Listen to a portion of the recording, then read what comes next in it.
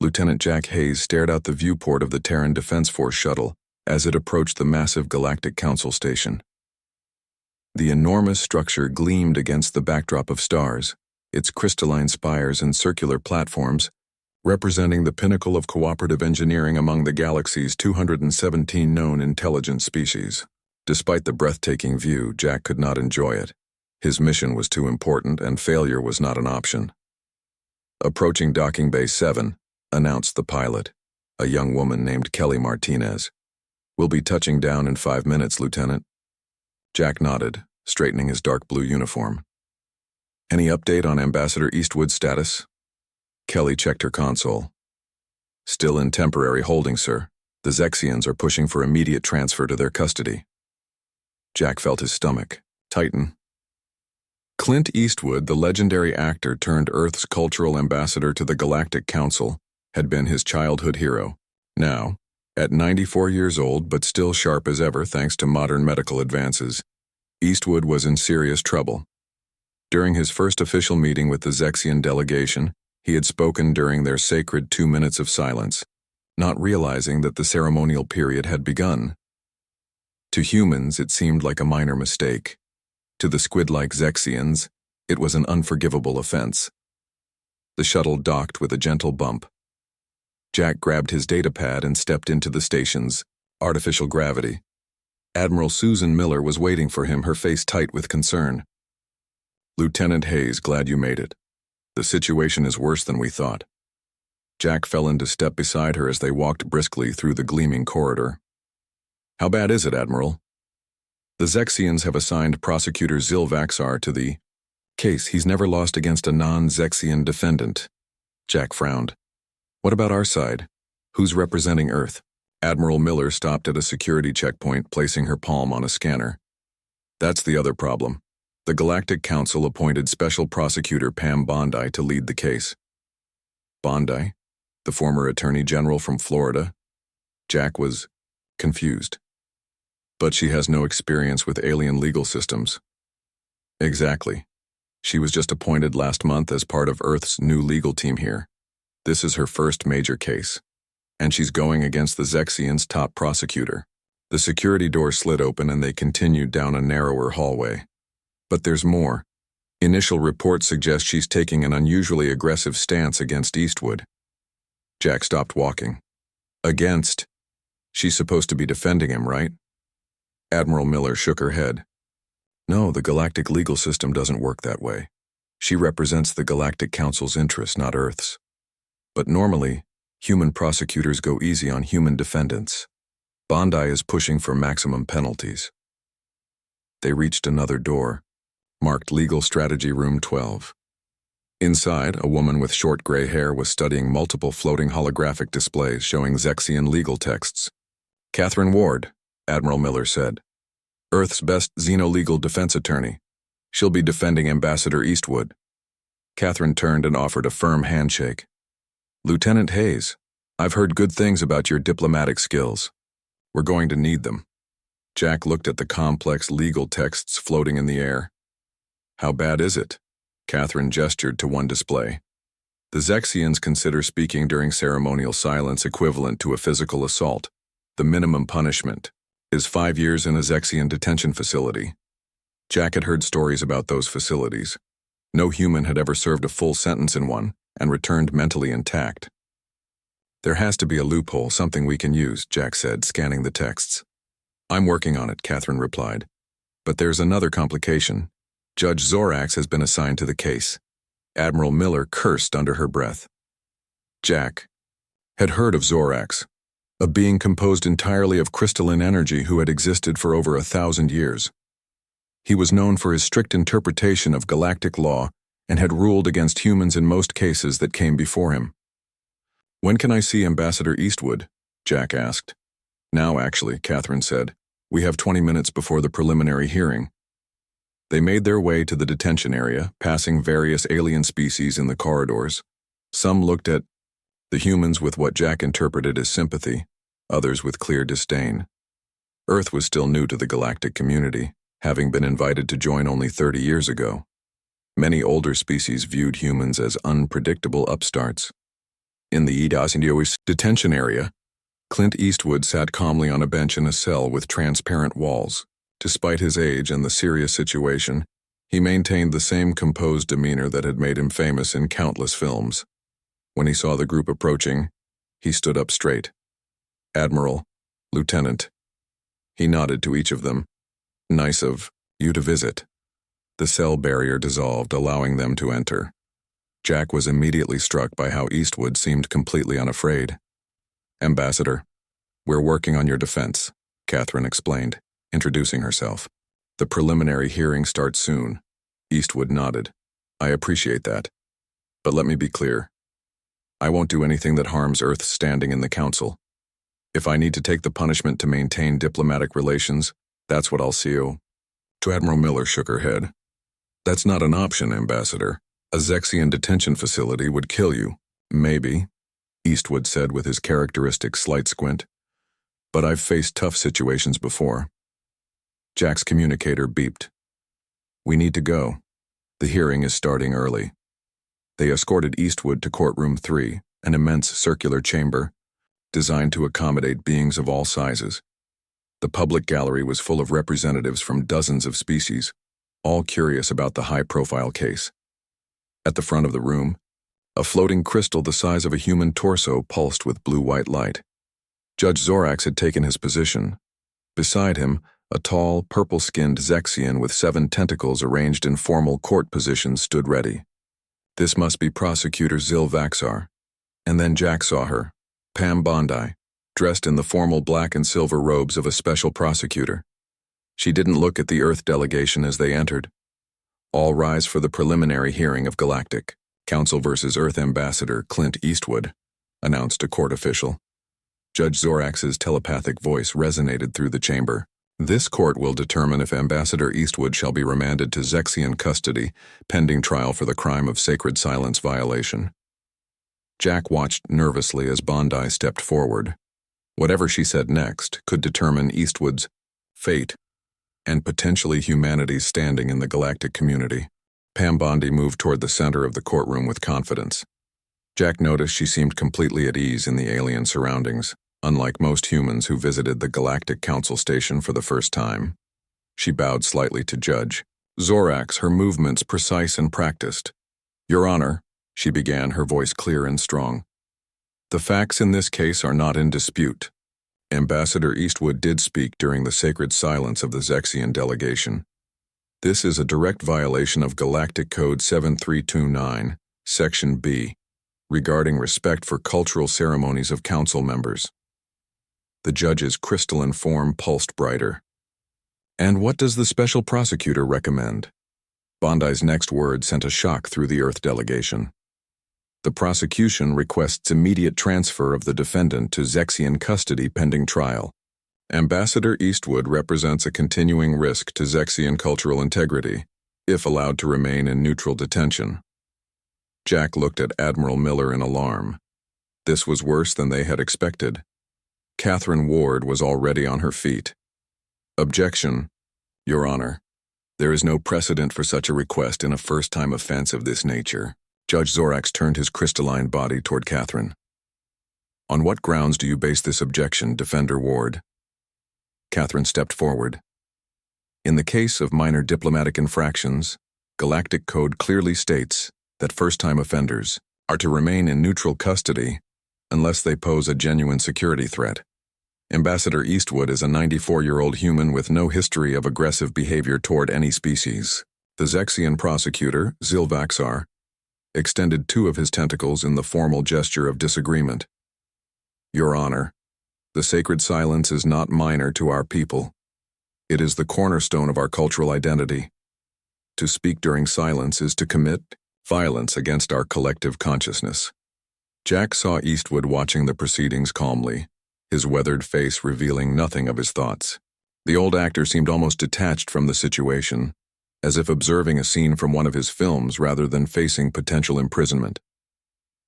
Judge Zorax pulsed several times in quick succession, which Jack had learned indicated deep consideration. Finally, his telepathic voice filled the room again.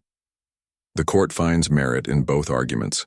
The defendant will remain in neutral custody, but with added security protocols. Additionally, no Earth personnel, except the defense team, will be permitted contact with him until the full trial. Jack felt a momentary relief. It wasn't ideal, but at least Eastwood wouldn't be handed over to the Zexians yet. He noticed Bondi's face tighten slightly, the only indication that the ruling displeased her. The full trial will commence in 3 Earth days. Judge Zorax continued. This hearing is adjourned.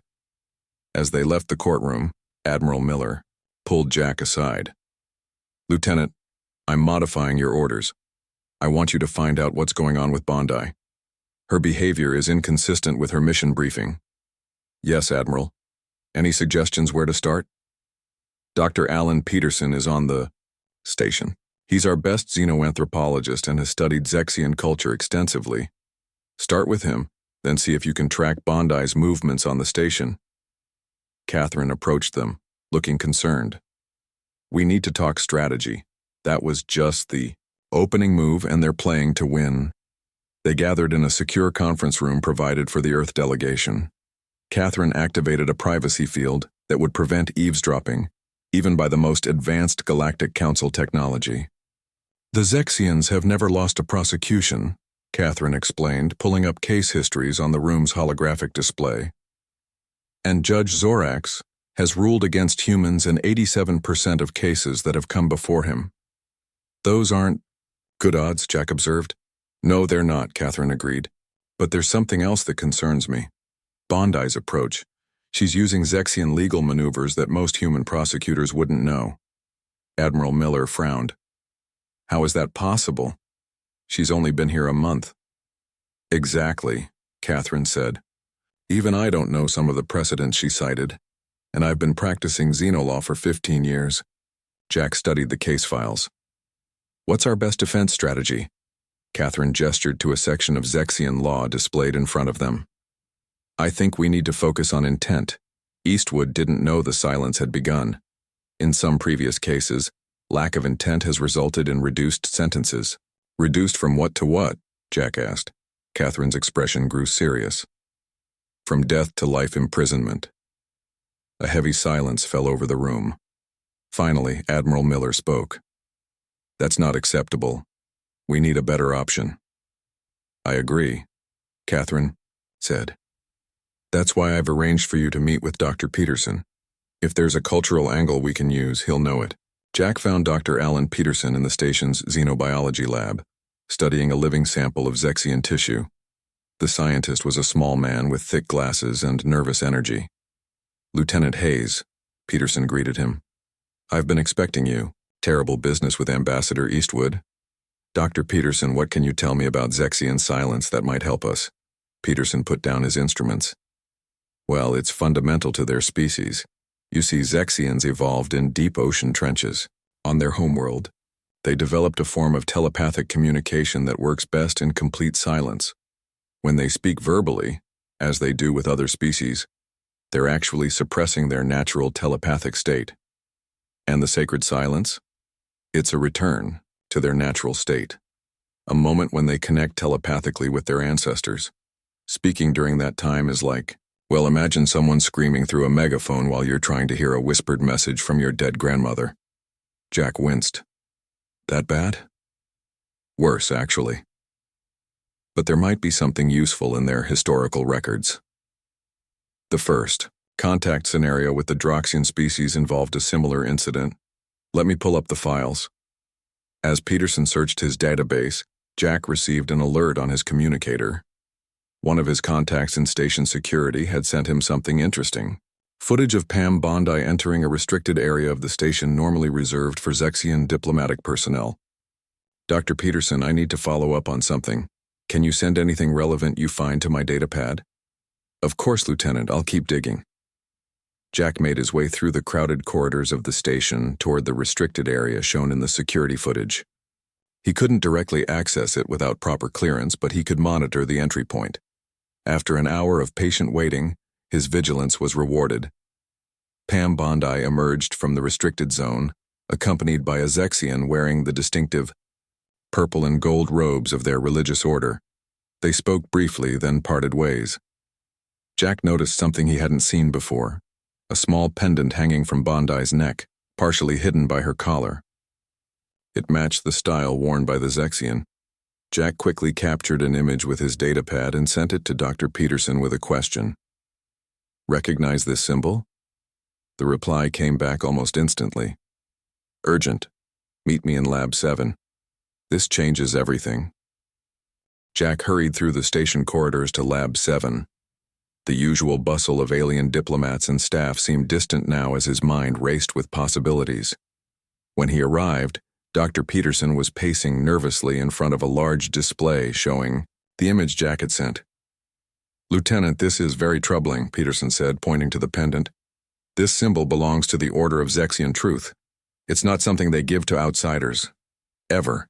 "What exactly is this order?" Jack asked. Peterson adjusted his glasses. "It's their most secretive religious sect. They believe that only Zexians are capable of understanding true cosmic reality. All other species are considered spiritually deficient. And Bondi is wearing their symbol?" "Yes, and that's unprecedented. The order has existed for thousands of years and has never accepted a non-Zexian member." Peterson pulled up more images on the screen. "These are historical records of the order's activities. They've been involved in several incidents where they tried to influence Galactic Council decisions in favor of Zexian interests." Jack studied the images. "So you think they're using Bondi somehow? Or she's willingly working with them? Either way, it explains her unusual knowledge of Zexian law and her aggressive stance against Eastwood." Jack's communicator beeped with a message from Catherine Ward. "Trial moved up, starts tomorrow at 800 station time. Need to meet ASAP." "I have to go," Jack told Peterson. "Send everything you have on this order to my datapad. There's one more thing you should know," Peterson said as Jack was leaving. "The order believes in something called the Great Silence, a future state where all non-Zexian voices in the galaxy will be permanently silenced. It's just a religious belief, but some of their more radical members might see it as a goal to work toward." Jack felt a chill run through him.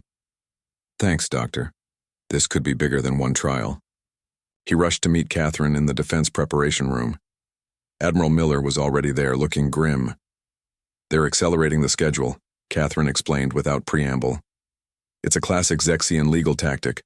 Push for a quick trial before the defense can fully prepare." "I might know why," Jack said, showing them the images of Bondi with the Zexian religious figure and explaining what Peterson had told him. Admiral Miller's face darkened. "This goes beyond Eastwood's case. If the Order has somehow recruited a human special prosecutor, it could compromise Earth's position in the Council. We need to focus on the immediate problem," Catherine said. "The trial starts tomorrow and we need a defense strategy." "Can we expose Bondi's connection to the Order?" Jack asked. Catherine shook her head. "Not without solid proof of wrongdoing. Wearing a religious symbol isn't enough to disqualify a prosecutor." "Then we need to see Eastwood," Admiral Miller decided. "He needs to know what we're up against." They found Eastwood in his detention cell, reading an old paper book he had brought with him. When they entered, he looked up calmly. "Any good news?" he asked, marking his place in the book. They explained the situation, including Bondi's apparent connection to the Zexian religious order.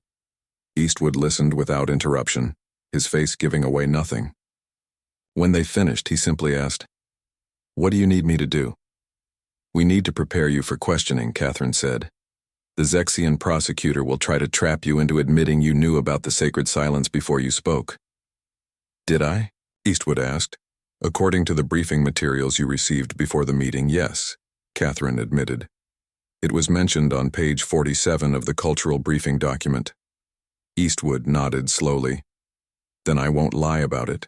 If it was in the briefing, I should have known." "Ambassador," Admiral Miller began, "sometimes in diplomatic situations. I've lived long enough to know that the truth is usually the simplest path," Eastwood interrupted. "I made a mistake. I'll own it, but I won't let them use it to damage Earth's standing." Jack admired the old actor's integrity but worried it might not be the best legal strategy. Catherine seemed to share his concern. "Ambassador, the Zexians don't value honesty the way humans do. They value proper adherence to protocol above all else. Then we'll just have to find a protocol that works in our favor, Eastwood said with a hint of his famous squint. Their strategy. Session continued for hours, reviewing every aspect of Zexian law that might help their case. By the time they left, Jack felt marginally more confident, but still deeply concerned. As they were leaving the detention area, Jack noticed Bondi entering a nearby conference room. Acting on instinct, he told Admiral Miller and Catherine to go ahead while he attended to something. Once they were gone, Jack moved closer to the conference room door, which had been left slightly ajar. Inside, he could see Bondi meeting with the same Zexian religious figure from before, along with prosecutor Silvaxar. The human will be convicted, Silvaxar was saying, his tentacles moving in patterns that indicated satisfaction. Judge Zorax has never ruled against us in cases involving sacred silence violations. But we need more than just a conviction, the religious figure added. This case must set a precedent that strengthens our position against future human cultural incursions. Bondi nodded. I've prepared a special motion that will ensure exactly that outcome. Tomorrow, when the defense presents their case, I'll invoke the right of cultural precedence. The Zexian religious figure's tentacles writhed in what Jack recognized as excitement. Excellent. If accepted, it will establish that Zexian cultural practices take precedence over all other species' rights when in conflict. Jack recorded the conversation with his datapad and quietly moved away from the door. This was much worse than they had feared. It wasn't just about Eastwood anymore. Bondi and the Zexians were trying to use this case to establish a legal precedent that could undermine every non-Zexian species in the Council. He hurried to find Admiral Miller and Catherine, but as he rounded a corner, he came face to face with Bondi herself. Lieutenant Hayes, she said coolly. Eavesdropping is considered impolite in most cultures. Jack kept his expression neutral. I was just passing by, Prosecutor Bondi. She touched the pendant at her neck. I think we both know that's not true. You've been investigating me. Just trying to understand why a human prosecutor would work so hard against human interests, Jack replied. Bondi smiled thinly. Perhaps my interests are broader than you imagine. The Zexians have much to teach us about true cosmic harmony. Is that what they call their plan for the Great Silence? Jack asked. Something flashed in Bondi's eyes, surprise, perhaps, that he knew about that concept. You're meddling in matters beyond your understanding, Lieutenant, she said. I suggest you focus on saying goodbye to Ambassador Eastwood. After tomorrow, he'll be experiencing Zexian hospitality for the rest of his life. Before Jack could respond, she walked away, leaving him with the chilling certainty that tomorrow's trial would be even more dangerous than they had anticipated. Jack found Admiral Miller and Catherine Ward in the defense preparation room, quickly sharing what he had overheard. The right of cultural precedence? Catherine looked deeply troubled. That hasn't been invoked in over 300 years. It's from the early days of the Galactic Council, before the Equality Amendments. Admiral Miller's expression was grim. Explain what it means. If granted by the judge, it would establish that when cultural practices conflict between species, the older civilization's practices take priority, Catherine explained. The Zexians are one of the oldest species in the Council. This could give them legal superiority over nearly everyone else. Can we stop it? Jack asked. Catherine thought for a moment. We need to get that recording to Judge Zorax. It proves they're using this case for political purposes beyond the actual offense. Will that be enough? Admiral Miller asked. I don't know, Catherine admitted. But we have to try. Jack sent the recording to Catherine's legal datapad, but as she was preparing to file it as evidence, an alert flashed across the screen. They've blocked all new evidence submissions, she said in disbelief. The trial is locked down. That's not standard procedure, Admiral Miller noted. No, it's not. They're changing the rules, Catherine said. We need to talk to Eastwood again. If they're this determined to win, our only chance might be to seek a plea agreement. Back in the detention area, they explained the situation to Eastwood. The aging actor listened calmly, sitting perfectly still in a way that reminded Jack of his famous Western roles. So they want to use me to set a precedent that would hurt Earth and other species, Eastwood summarized. Yes, and they're manipulating the system to make it happen, Jack said. What options do we have? Eastwood asked Catherine. She hesitated before answering. We could request a plea agreement. If you formally apologize and accept a lesser punishment, they might drop the more serious charges. What kind of lesser punishment? Admiral Miller asked. Based on previous cases, possibly deportation from Galactic Council space and a ban on your return, Catherine said to Eastwood. You'd never be allowed to serve as ambassador again, but you'd be free to return to Earth. Eastwood thought for a moment. And if I don't take the deal? Best case, years in a Zexian detention facility. Worst case. Catherine didn't finish the sentence. And either way, they get to set this precedent against Earth and other species, Eastwood noted. Yes, unless we can find a way to block it, Catherine confirmed. Eastwood stood up and walked to the transparent wall of his cell, looking out at the stars visible through a distant viewport. I've played many roles in my life, cowboys, cops, soldiers. All of them had one thing in common. They stood their ground when it mattered. He turned back to them. I won't take a deal that hurts Earth's future in the Council, even if it means I have to face the consequences personally. Admiral Miller stepped forward. Ambassador, with all due respect, this isn't a movie. The consequences are real and they're severe.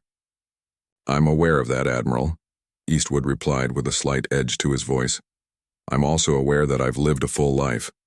If my last act can be protecting Earth's standing in the galaxy, that seems like a worthy final scene. Jack admired the man's courage, but shared the Admiral's concerns. There has to be another way. Dr. Peterson mentioned something about a first contact scenario with the Droxians that was similar to this situation. Did he send you those files? Catherine checked her datapad. Yes, but I don't see how it helps us. The Droxians accepted punishment. What kind of punishment? Jack asked. It says they performed the ritual of acknowledged error, followed by... Catherine's eyes widened. Wait, this might be useful. The next morning, the courtroom was packed with representatives from every species in the Galactic Council. Jack sat with Admiral Miller behind the defense table where Catherine and Eastwood waited. Across the room, Pam Bondi sat with Prosecutor Y. Silvaxar, both looking confident. Judge Zorax's crystalline form pulsed brightly as he opened the proceedings. This court will now hear the case of Galactic Council versus Earth Ambassador Clint Eastwood on the charge of sacred silence violation. Prosecutor Silvaxar, you may begin. The Zexian prosecutor rose, his tentacles arranged in formal presentation position. Your Honor, the facts are clear. The defendant spoke during sacred silence, causing distress to the entire Zexian delegation. This violation demands the severest punishment under galactic law. He continued for several minutes, describing in detail the spiritual and psychological damage allegedly caused by Eastwood's brief words. Jack noticed how the other Zexians in the room moved their tentacles in synchronized patterns of agreement. Furthermore, Silvaxar concluded, this case represents a pattern of human disregard for ancient cultural traditions. The Council must make an example to ensure such violations do not continue. Judge Zorax turned toward Bondi. Does the special prosecutor wish to add anything? Bondi stood, touching the pendant at her neck. Yes, Your Honor. The Galactic Council's interest in this case extends beyond the immediate violation. We must consider the precedent it sets for future cultural interactions.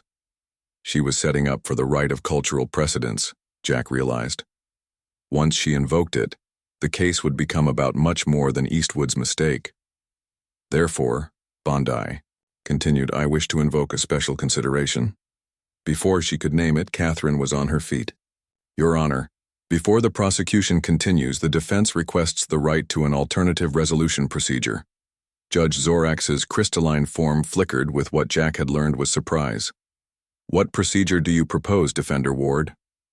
Under Galactic Code Section 5932, regarding cultural misunderstandings in diplomatic contexts, we request the right to perform the ritual of acknowledged error, as established in the case of Zexian delegation versus Droxian ambassadors. A murmur ran through the courtroom. Jack saw Bondi and Zilvaxar quickly conferring, their expressions concerned. That case is over 700 years old, Zilvaxar objected. The circumstances were entirely different.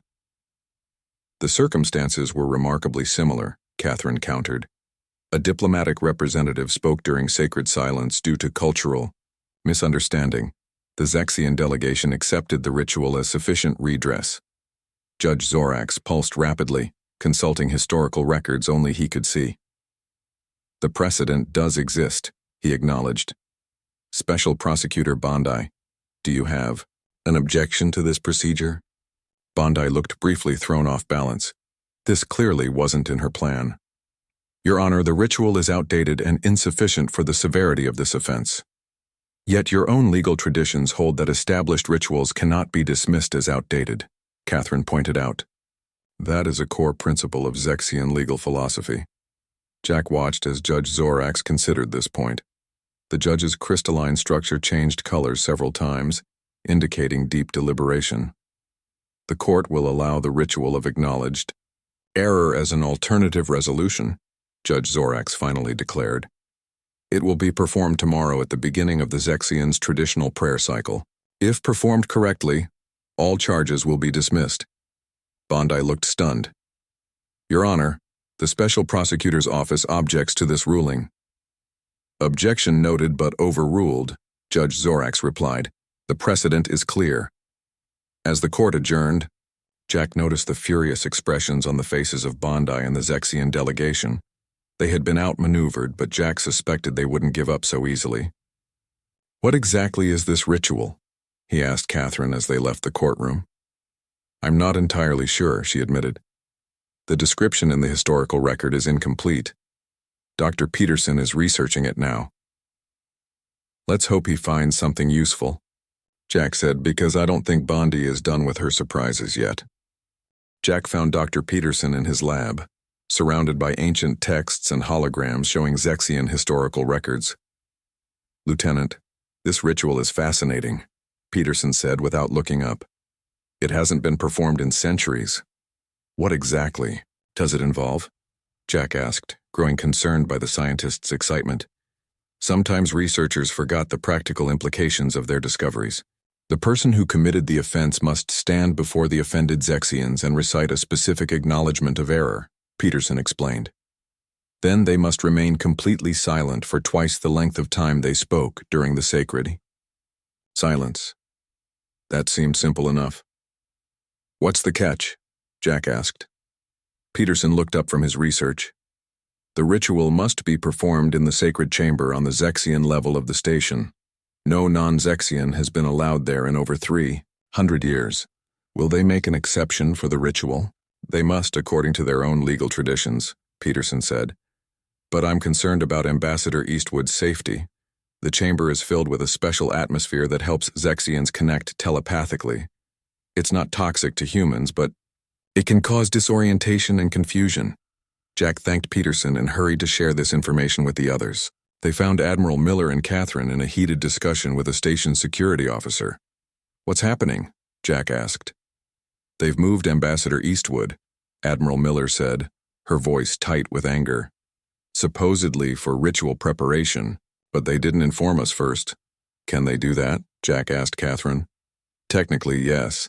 If the ritual is going forward, the Zexians have certain traditional rights regarding preparation. Catherine didn't look happy about it. But this feels wrong. Jack shared what he had learned from Dr. Peterson about the ritual in the sacred chamber. So Eastwood will be confused and disoriented while performing this ritual? Admiral Miller frowned. That seems convenient for the Zexians if they want him to fail. More than that, Jack added. We don't know what Bondi is planning.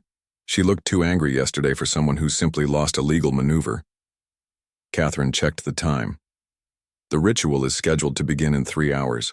We need to see Eastwood. Before then. It took nearly an hour of negotiation, but they finally received permission to visit Eastwood in his new holding area on the Zexian level. When they arrived, they found him sitting calmly in a room filled with strange purple mist. They're acclimating me to their atmosphere, Eastwood explained when they entered. His voice sounded slightly slurred. It's an interesting experience. Reminds me of some parties in the 70s. Despite his attempt at humor, Jack could see that the old actor was struggling to maintain his focus. His eyes wouldn't stay fixed on any of them for more than a few seconds. "Ambassador, we need to make sure you understand the ritual," Catherine said, speaking slowly and clearly. "You must acknowledge your error using the exact phrasing I'll teach you, then remain completely silent for exactly 4 minutes." "How long did I speak during their silence?" Eastwood asked. "About 2 minutes," Admiral Miller replied. "You asked them about their homeworld's ocean conservation efforts. So I need to be quiet for 4 minutes. I can do that." Eastwood smiled, slightly. "Spent a lot of my career not saying much." Catherine went through the ritual phrasing with him several times until he could repeat it perfectly, despite his disorientation. As they prepared to leave, Eastwood called Jack back. "Lieutenant, if something goes wrong, don't blame yourself," he said, suddenly seeming clearer. "This was my mistake from the beginning." "Nothing will go wrong, sir," Jack assured him. "We'll be right there with you." "No, you won't," came a voice from the doorway. Pam Bondi stood there, flanked by 2 Zexian guards. "The ritual is performed alone, except for the offended party and the judge." "That's not mentioned in the historical record," Catherine objected. "It's in the complete ritual description, which is only available to those with proper clearance." Bondi replied with a thin smile. "Isn't that convenient?" Jack felt a surge of anger. "This isn't about justice for you, is it? What did the order promise you?" Bondi touched her pendant. "Understanding. Something far greater than your limited human perspective can grasp." Before Jack could respond, more Zexian guards arrived to escort them out. As they were led away, Jack looked back to see Bondi approaching, Eastwood speaking to him too quietly to overhear. In the corridor outside, Admiral Miller was furious. "They're setting him up to fail. Without us there, they could claim he made any mistake." "We need to see what happens in that ritual chamber," Jack insisted. "Impossible," Catherine said. "The sacred chamber is completely sealed during ceremonies." Jack thought quickly. Dr. Peterson mentioned the chamber uses a special atmosphere for telepathic connection. That atmosphere must be pumped in from somewhere. Admiral Miller caught on immediately. "The environmental control systems." "Exactly. If we can access the monitoring sensors in those systems, we might be able to at least hear what's happening." With the Admiral's authority and Dr. Peterson's technical assistance, they managed to gain access to the environmental monitoring station. Peterson connected his data pad to the system. "I can reroute the audio pickup from the atmosphere processors," he explained. "It won't be perfect, but we should be able to hear what's happening." Jack checked the time. "The ritual starts in 20 minutes. They waited anxiously as Peterson worked. Finally, static-filled audio began playing from his datapad. They could hear the deep, rhythmic sounds of Zexian movement. And then Judge Zorax's distinctive telepathic voice. "The ritual of acknowledged error will now begin. Ambassador Eastwood, you may proceed." They heard Eastwood's voice steady despite the disorienting atmosphere. "I acknowledge my error in speaking during sacred silence. I recognize the offense caused and accept responsibility for my failure to properly honor Zexian traditions." The IE translation was perfect. Jack felt a moment of relief. "The acknowledgement is accepted," came Judge Zorax's voice. "The period of compensatory silence will now begin." An eerie quiet filled the audio feed. Jack imagined Eastwood standing there surrounded by Zexians, fighting through the disorienting atmosphere to maintain his silence. After about 3 minutes, they heard Pam Bondi's voice. "Judge Zorax, I must interrupt this ritual. I have new evidence that must be considered immediately." "The ritual cannot be interrupted," Judge Zorax replied. "That is fundamental to its validity." "What I have to present supersedes the ritual," Bondi insisted. "As a member of the Order of Zexian Truth, I invoke the right of substitutionary justice." A shocked murmur filled the chamber. Even Judge Zorax seemed surprised. "The right of substitutionary. Justice has not been invoked in 7 centuries. Nevertheless, it is my right as a member of the Order," Bondi declared. Jack looked at Peterson. What does this mean? Peterson's face had gone pale. She's offering to take Eastwood's punishment herself. It's an ancient Zexian practice where one person can substitute for another in receiving justice. Why would she do that? Admiral Miller asked, confused. Because members of the Order receive symbolic rather than actual punishment, Peterson explained. She's found a loophole. On the audio feed, they heard Eastwood's voice. I still have 40 seconds of silence to maintain. Please let me finish. Everyone in the chamber fell quiet again. Jack held his breath, counting down the seconds. Finally, Judge Zorak spoke. The compensatory silence has been completed correctly. The ritual is valid. But what about my invocation of substitutionary justice? Bondi demanded. It cannot apply as there is no longer a punishment to substitute for, Judge Zorak replied. The ritual of acknowledged error has been properly performed. All charges are dismissed. Jack, Admiral Miller, and Catherine exchanged looks of relief. But their celebration was short-lived as they heard Bondi's next words. Then I challenge the validity of the ritual itself. Ambassador Eastwood was under the influence of the sacred chamber's atmosphere without proper preparation. His acknowledgement cannot be considered fully conscious and willing. An interesting objection, Judge Zorak responded. I will consider it. Don't listen to her, Zorak, came Eastwood's voice, strong and clear. This isn't about me or that silence anymore. This is about someone trying to use your legal system to gain power. I've played enough villains in my time to recognize one when I see one. A long silence followed. Finally, Judge Zorak spoke again. I have made my decision. Ambassador Eastwood has properly completed the ritual.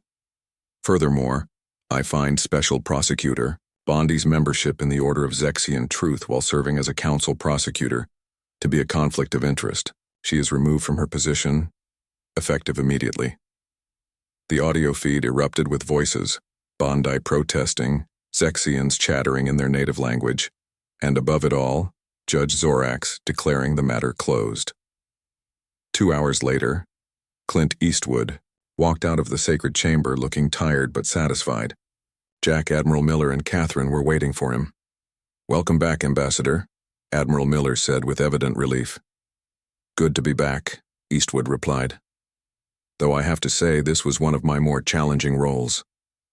As they walked away from the Zexian level, Catherine explained that Bondi was being detained pending an investigation into her actions. What about the Order of Zexian Truth? Jack asked. They're claiming Bondi acted without their approval,